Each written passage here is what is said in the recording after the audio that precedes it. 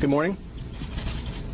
We're here today to announce 3 separate cases highlighting the ongoing threat posed by Chinese economic espionage and research theft in the United States.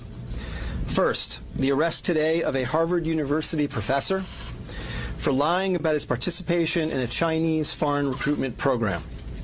Second, this morning we have unsealed a separate indictment of a Chinese national working as a scientific researcher at Boston University who failed to mention on her visa application that she is also a lieutenant with the People's Liberation Army.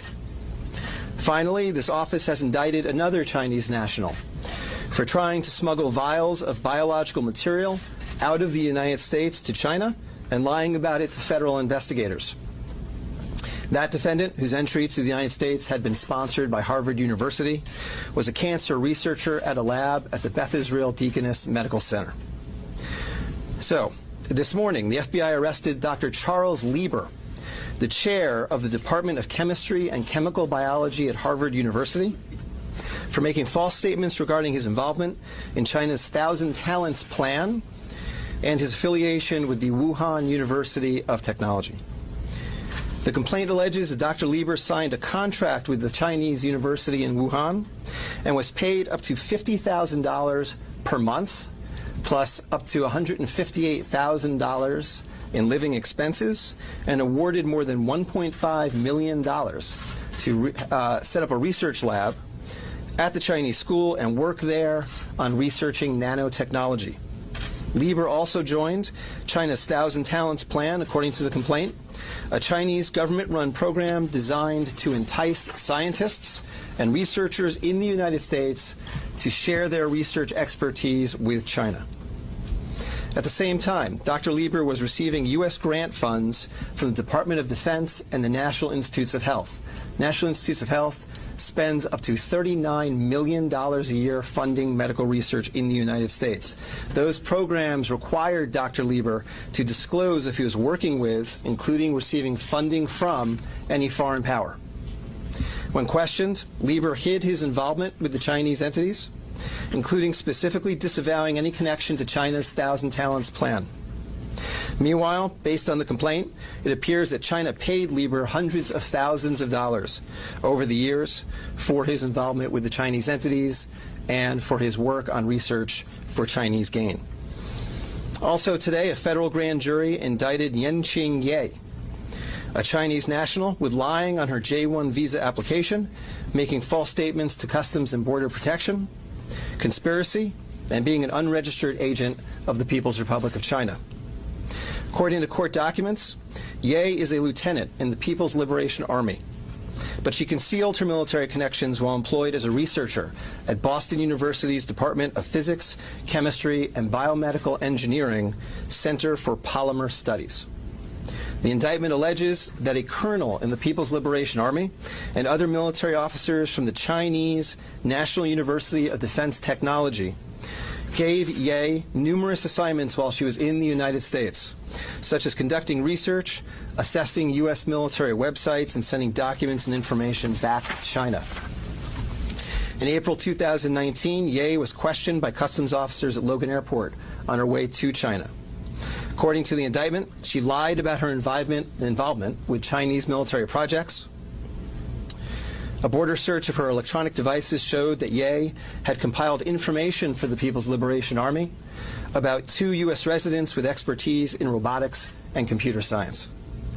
Lastly, last week this office indicted Zheng Zhaozhang, a Chinese national sponsored by Harvard University who was doing cancer research at the Beth Israel Deaconess Medical Center.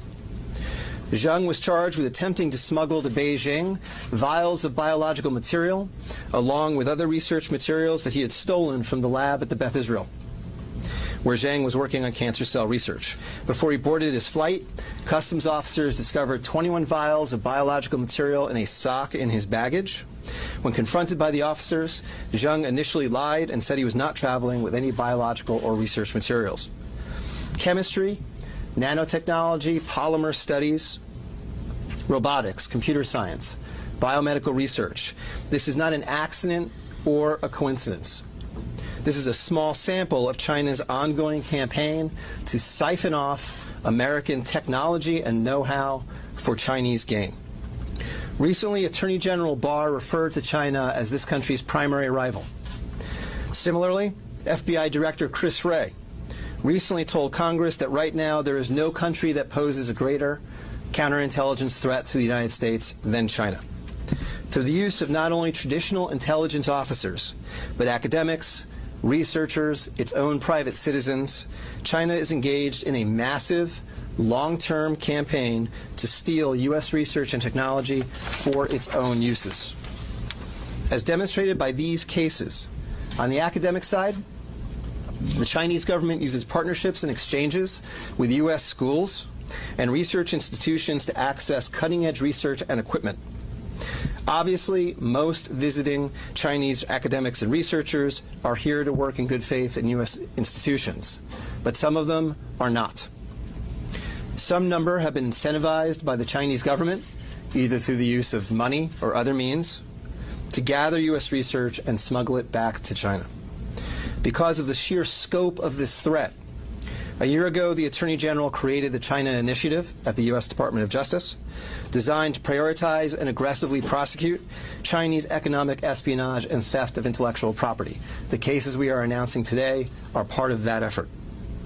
Boston is an especially attractive target for this kind of exploitation, and universities and research institutions and tech companies in this area must become sensitized to this threat. Our community benefits greatly from the diversity and talent of international visitors and our partnerships with foreign institutions, especially research institutions.